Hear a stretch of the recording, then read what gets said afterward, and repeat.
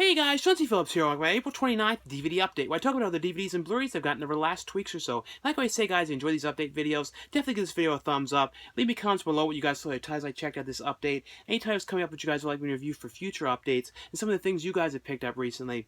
Now, the first one I got from Shout Factory Scream Factory line, this is a movie called Submerged. This is one that I was really interested in seeing. The director of this, did the Silent Night, Deadly Night remake, Stephen C. Miller.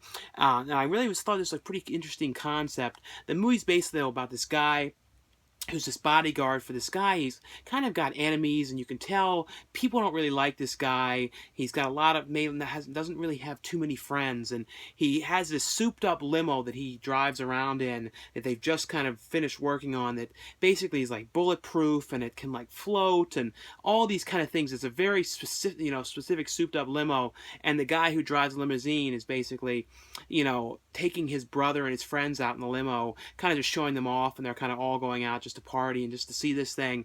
And they end up going out, and these kidnappers end up running the limo off the road, thinking that the person in there is the guy that they don't like, and they basically are done, relentlessly to go and to get into this limo. The limo goes into the water. They're in there kind of floating and kind of sinking down in this limousine when the water is coming in, and the brother basically has to figure out how in the world they're going to get out of this limo, because they, it's kind of electronic and they can't open the doors. They pretty much don't know how they're going to get out, but they know that people who ran them off the road know that they're down there and are pretty much doing anything they can to get into it. It kind of flashes back and forth between the limousine and then stuff that the brother, who's the bodyguard for that guy, did in the past. So it's kind of like you're kind of putting the pieces together to exactly why these people, ran the limousine off the road and all that kind of stuff. And if they're, they're going to actually be able to figure out how to get out of this thing. It was a relatively interesting movie, I thought, too. Like, I thought it was, there's another movie, it was all on a limousine called Prom Ride.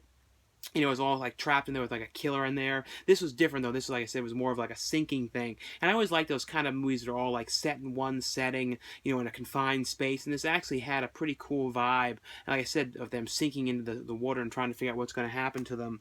The next one, this is a pretty fun, kind of like B kind of horror killer shark kind of film in the swamps, and it's directed by Wynorski, who's best known, I would say, for Chopping Mall. Is one of at least my favorite movie he's done, but he's done a whole lot of like spoof movies and like strange kind of odd spoofs like The Bar Wench and tons of different movies. And this movie is called Sharkansas, I guess that's how you say it, Women's Prison Massacre. And it stars Dominique, Swain, and Traci Lords. And it's pretty much about these girls that are being taken out to this, like, kind of to do work in the swamp kind of areas. These like girls that are in prison. That's how the prison aspect comes into it. They go out there with like the guys from the jail, and they're out there kind of doing work in the swamp, cleaning things up and stuff like that. But out there, little they know that there's this kind of shark kind of monster that's like swimming around in the swamps, that's kind of gotten out of this test thing. And Traci Lords' character is with this guy in the car the whole time, kind of trying to track down the thing and figure out exactly what's going on. But the girls are all out there, and then kind of one of the girls ends up getting eaten by this shark thing that kind of can go through the sand and all this kind of stuff.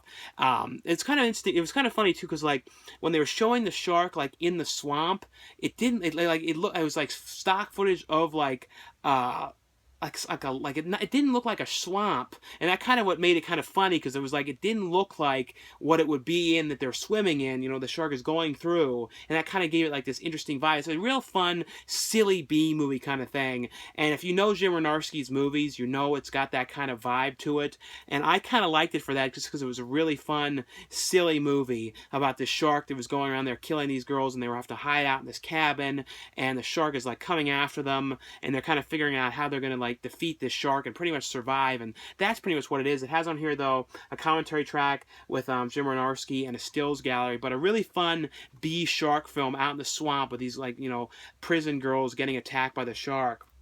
The next one from Universal, and I really like this movie. I can't say what this movie is like, because that totally is a huge spoiler, but it's like a movie that I really like a lot, like one of my favorite movies from the 70s, but it's got that vibe. When you watch this, you're going to go, oh, it's kind of a lot like that movie. But the movie's called The Boy. It's basically, though, about this girl who ends up going to be kind of like the caretaker. She comes with the idea of getting this job to basically go and watch this kid for this old couple, but she gets there and ends up discovering that this kid is actually this doll, and it's basically the couple. The couple basically they come to find out because she's at this like in the middle of England, going out there for this job because she's going to get all this money to do this, and the one guy who goes there and delivers food tells her the story about this kid, how he ended up dying in this fire, but he was really weird, and they think that he might have killed this one girl, and all these weird things that happened about the kid dying in the fire, and the parents are real depressed about the whole thing, and they get this doll, and they kind of believe that the doll is possessed with the soul of the son, and they have all this list of all these rules and stuff for this girl who's like going there to watch the house, and like you have to feed the kid, you have to put the kid down at certain times at night, you have to read to him and all this stuff, and she kind of thinks, oh, this is ridiculous, this is just a doll, I'm not going to read these lists and things like that.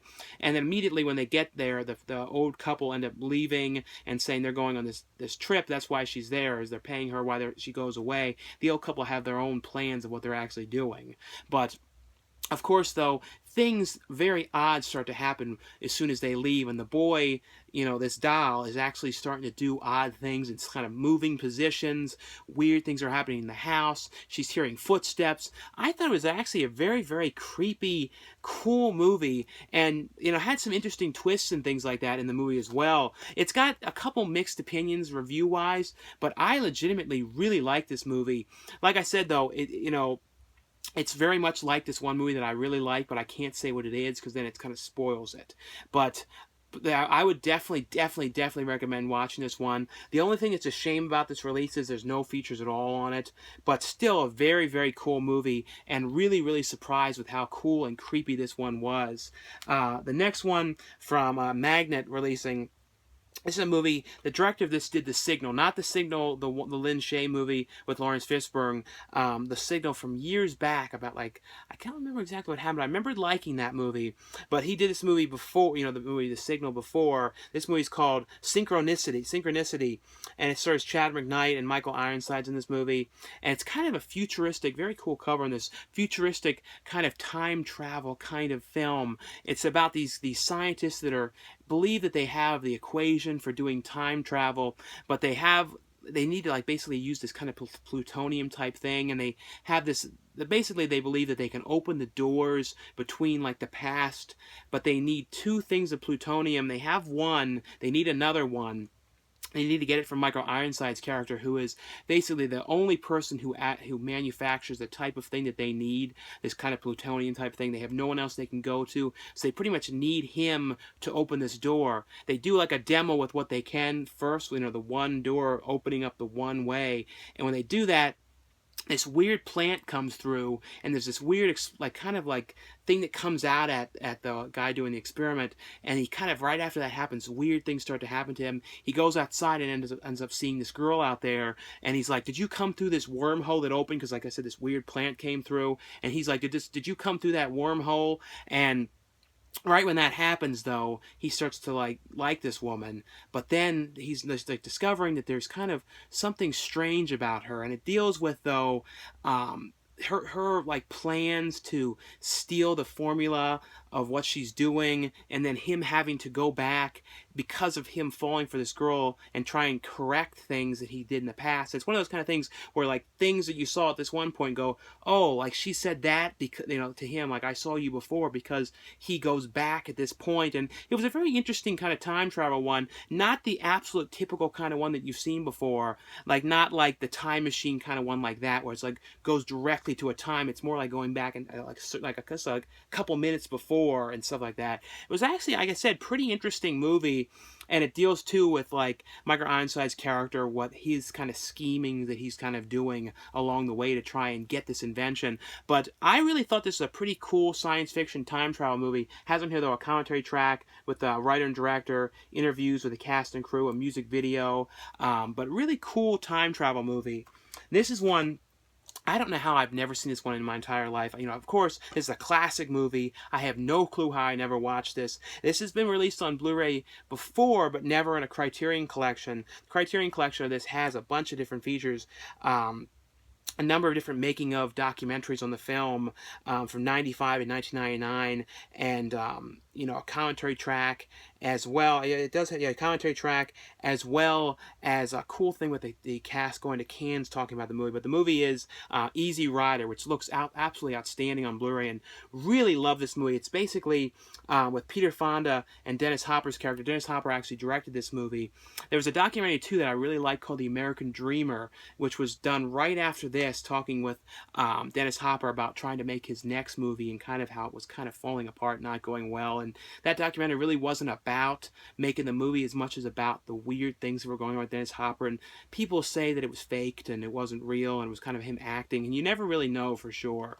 But the movie, though, Easy Rider, is basically about these two guys who are basically riding across the country on their motorcycles. At the beginning of the movie, though, you see them buying this cocaine and then selling this cocaine to this guy. They buy it from this one guy, then sell it for more money to this other guy, and they have all this money, and they hide the money in their gas tank of their motorcycle. And it's pretty much them, for the first time in their lives, they've got this money. They don't really know what they're going to do with this money, but they know they've got money, and they're kind of riding across the country from Las Vegas, I thought, starting in Los Angeles, and they're trying to eventually get to New Orleans for Mardi Gras.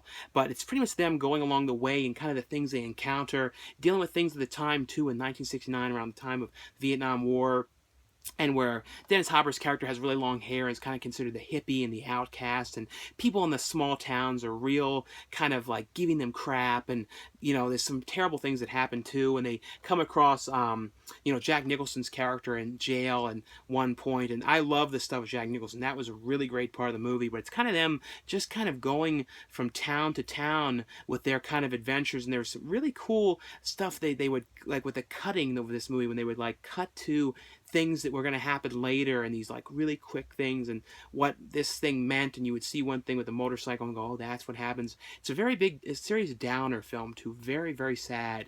One of those movies too that you really think about a lot. Like I said, I have no idea how I never saw this one till now. Has a great transfer, and this really looks good. And if you guys have not seen this one, like me, somehow you didn't see this, I would highly recommend it, especially too, just great performances all around. But this is one of those movies though everybody knows is good. Like I said, I'm kind of almost embarrassed I've never seen it till now. The next one from Anchor Bay is Michael Moore's film, and I saw this one in theaters as well. I think I've seen pretty much every documentary he's done. I think Roger and Me, though, was my favorite documentary. I always like that stuff too, when they show that like kind of underground facility they had, the people that work there, and they had that kind of like mall and kind of like this whole underground world that they went to.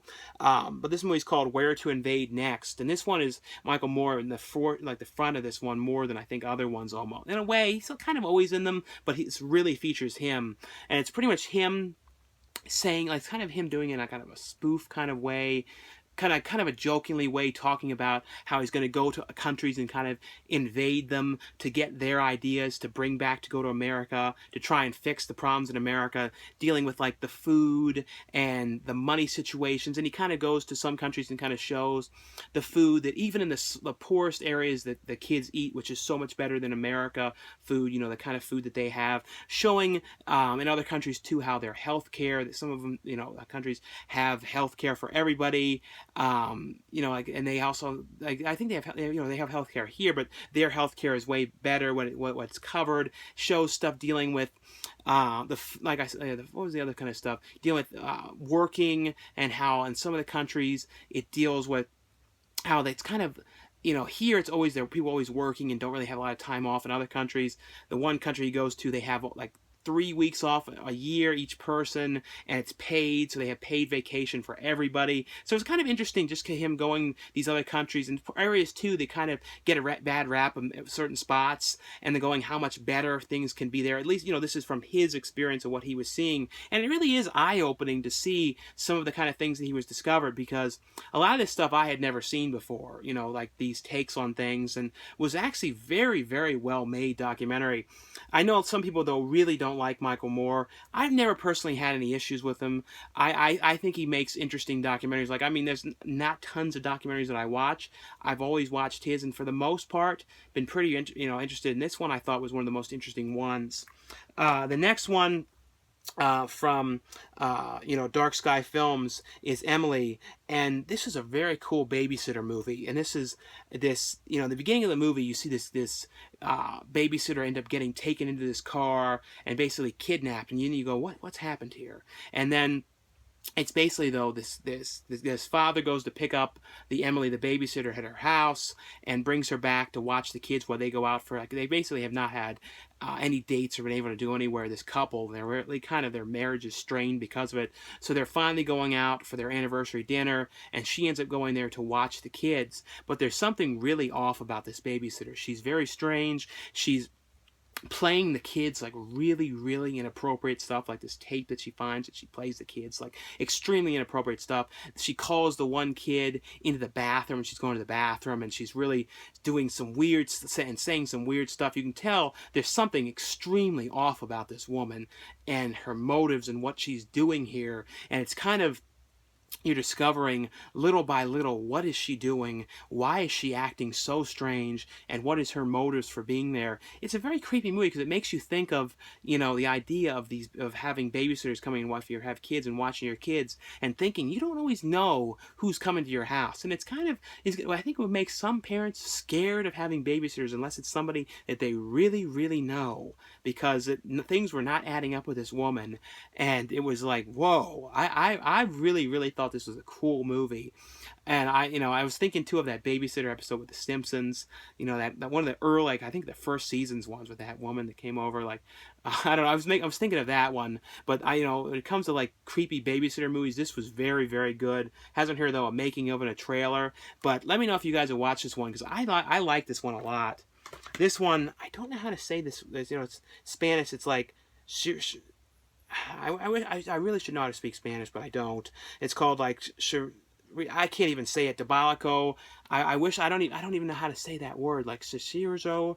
It's basically, though, the director of this did the movie Here Comes the Devil. I believe that was the movie about those kids that go into that mountain, and then the weird stuff that happened when they go into that mountain. Really, really love that movie. This was one of those movies that kind of started out, I wasn't sure if I was going to like it, but then by the end of it, I was like, this was a really cool movie. And it's basically about this guy who works at this office building, and he's kind of pushed around by his boss, and he really wants to get a promotion there, and the wife is saying you need to get a promotion. She's giving him all kinds of crap. She's kind of walking all over him. The boss is walking all over him. Everybody's kind of giving him a lot of crap, and he works in this kind of insurance type place where he works cases, and the boss is kind of making him do all of the work that he should be doing, giving him no more promotion, and even saying that he's not going to give him overtime. So he comes with this idea that he's kind of lost it, and he wants to end up basically kidnapping this girl, and he wants to kind of just like hold her ransom, and he kind of is like sending the videos to whoever he's sending it to, and it's kind of like you're kind of wondering who it was. I don't know if I missed who it was, and then you found out, because you find out later who it was and why he was doing it, but I don't know if I just missed that or not. But he's basically, though, sending these footage to whoever he's sending it to, and like kind of torturing this girl by like tying her up in this weird abandoned building, and just leaving her with like these bottles of water and these like power bars to eat, and like taking nude videos of her to send to this person, and all this weird stuff that he's doing to this girl. And it basically deals with what this girl ends up doing. And that's essentially what the movie is, what this girl ends up doing because of what happened to her. Very cool movie. Super violent, too, in some of the spots as well. I really like this one. And, it was in Spanish, and I really didn't have a hard time following this at all.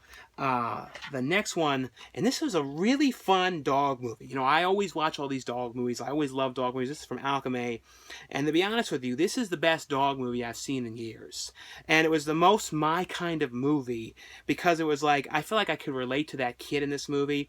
I don't know why, because like I felt like he sort of seemed like me when I was like in middle school or something. It just really did, and it kind of felt like kind of a problem I would have gotten into.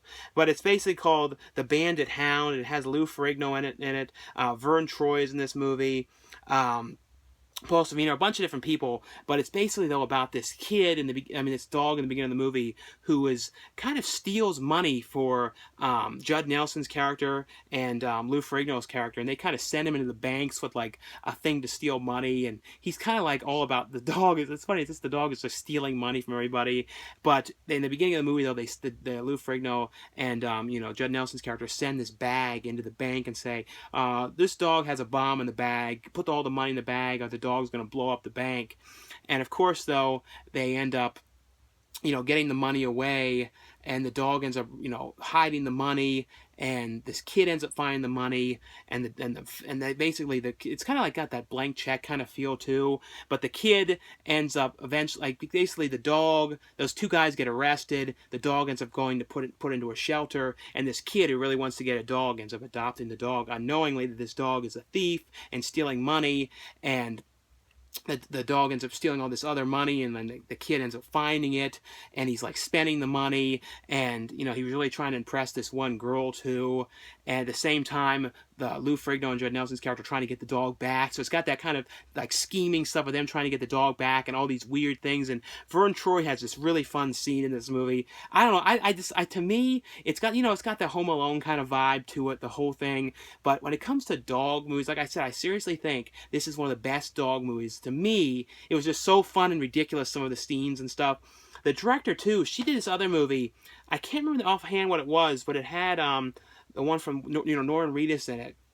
It was like a school shooting movie, I believe. And I remember really liking that movie. But she did a really good job in this movie, and definitely look forward to seeing more of her other stuff. Like, I really like this movie.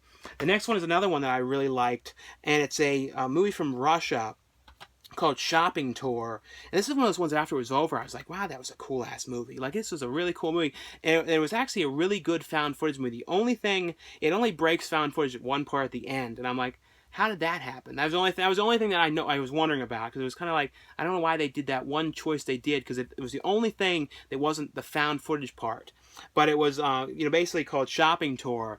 It was this mom and her son going, and I guess in Russia they do these kind of tours when they go around in like a tour kind of van, like tourists go to like Finland and things like that, and do like tours of basically just going crazy and going lots of shops and stopping off at like markets and little boutique stores and malls and stuff like that and buying things. And the mother and son, go on this tour, and it's kind of done like the son is filming the whole thing, and he's kind of getting in arguments with his mother, and they're like, she's saying, "Watch your language," and yelling at him about things, and mad that he was smoking cigarettes and trying to drink this beer and all this kind of thing. They're kind of going back and forth, having all kinds of issues, and the kid ends up finding out that what this thing is a shopping tour, and he's all like, "You took me on this for this. I thought this was a trip, us be having a trip together. I didn't think it was just for you to go and buy a bunch of crap." And they're kind of arguing, but eventually though, they end up getting to this kind of Best Buy. I think it was basically a Best Buy store in Finland, and they end up going in there, the store, and then you see this woman lock the door, and the kid is trying to talk to his mother, and the mother doesn't want to hear him because she's pissed at him for one thing he did.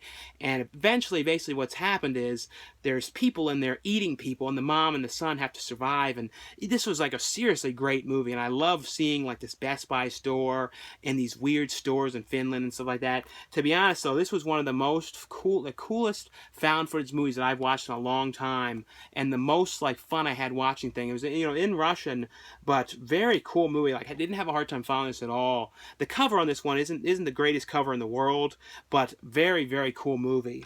The next one, this is from the Orchard company. This is called Bad Roomies, and I wanted to watch this because it has Patrick Renna, who was from The Big Green and Son-in-Law. Like, always was a fan of him.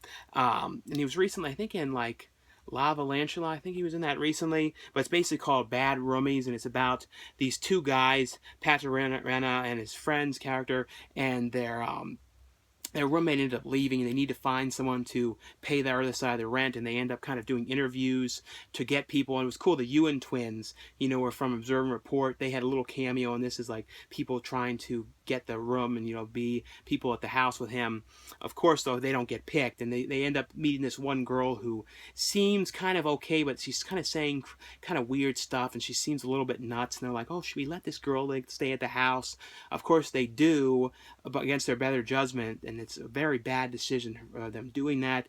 And eventually it leads to them kind of, she's basically hitting on both of them. The one, Patrick Renner's character has a girlfriend already, but she's kind of hitting on both of them and kind of trying to put them against each other, and it kind of leads to one thing that they end up doing together, and it's a bad decision, and they really want this girl gone, and it turns into a whole big thing of a nightmare between everything going on and gonna ruin everything. And it was a pretty fun movie. Like I said, I really wanted to watch this because Patrick Renner was in this movie. Always been a really big fan of him, and a pretty fun movie. Like I said, this is called Bad Roomies, and the next one I wanted to let you guys know is out. I think it's out in like a week or two on Amazon. It's a movie that I have a part in, and Wet Movie 1 has a part in this movie as well. And it's a cool kind of like Grand Theft Auto kind of style film about these girls, and deals with like drug dealers and all kinds of stuff. And Ron Jeremy's in this movie, has a really funny scene in this. This is one of those things I did a while back, so it was really heavy in this. So it's kind of, to me, it was interesting to see. It's like, whoa. Because it was like a full body shot. I don't really have that many full body shots from far back of myself or with Wet Movie, so it was kind of interesting to see that. And I thought my thing was kind of funny in this movie, because like I never had actually seen this until now. The movie's called Grand Auto Theft L.A., but a really fun movie. This, you know, was released from Wild Eye Releasing, so definitely if you guys are interested in checking this out, you can get this on Amazon, and I think it should be up on there for sale soon, because I know it had a date change. The next one from Wild Eye Releasing as well is called Scars, and this is basically, you know, they say it's kind of like a girl version of Natural Born Killers in the back, and it kind of is that kind of vibe. Beginning of this movie, you see this one girl end up killing her boyfriend. He's kind of this slobby guy laying around, and it's basically, though, you know, these two women. The one girl ends up meeting this other woman, and they both kind of have like this love of like the idea of killing kind of men and going around and killing people, and they kind of go on like a killing spree, and they're wearing these masks and stuff like that, killing people.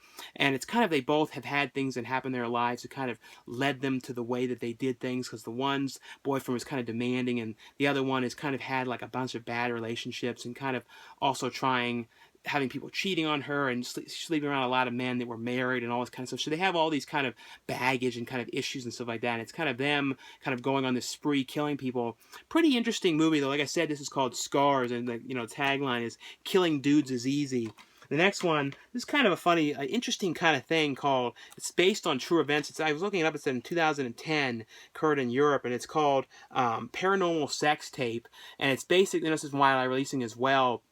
This is essentially, though, this couple who made this sex tape, you know, after they had, you know, slept together, like weird things kind of start to happen to the girl. She's kind of seeing this weird guy and having weird things start to happen to them, and they kind of look back at the sex tape that they made, and it's kind of dealing with the idea of people being possessed during sex, and like there's been like occurrences and things like that of that happening in the past and things like that, like, you know, documented things of people saying that happened to them.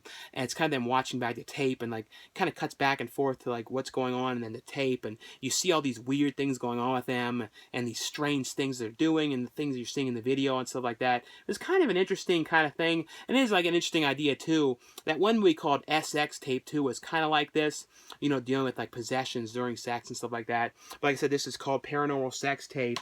The next one from Unearthed Films is Sheepskin.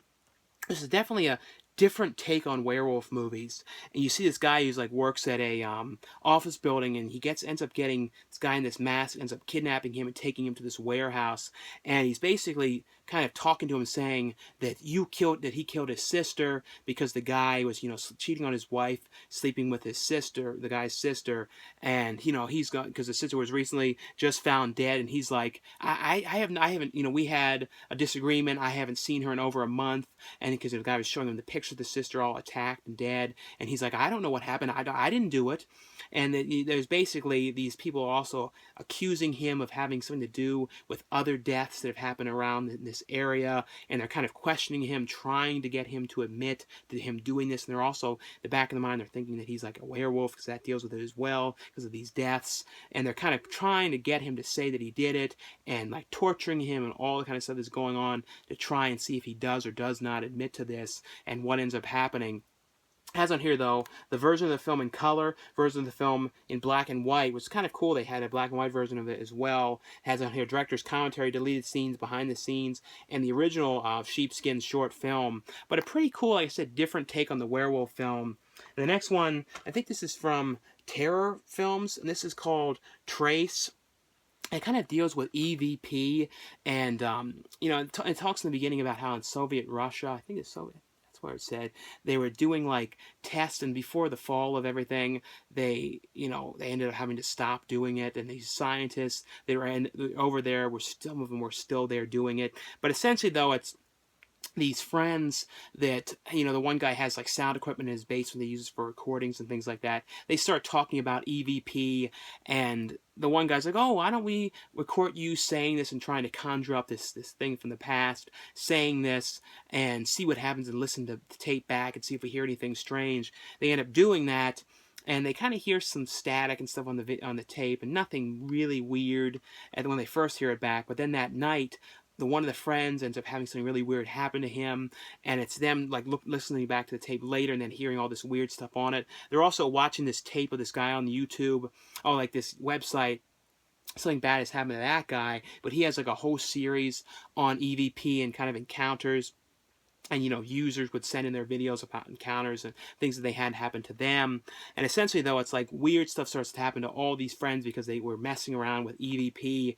And, you know, that's essentially what it is like an EVP kind of thing about the ghosts and what is happening and why is this happening to them and what have they conjured up by saying the thing that the one friend did in the beginning of the movie. Has on here, though, a director's commentary and behind the scenes on the movie. But a kind of an interesting EVP kind of film. One of those ones I always think of when I think of EVP. I always think of the movie White Noise, which is a really cool one. I think Dragonfly, too, dealt with that a little bit. But anyway, though, guys, that's all for this DVD Blu-ray update. Thanks again for watching and subscribing, and I'll see you guys later. Bye.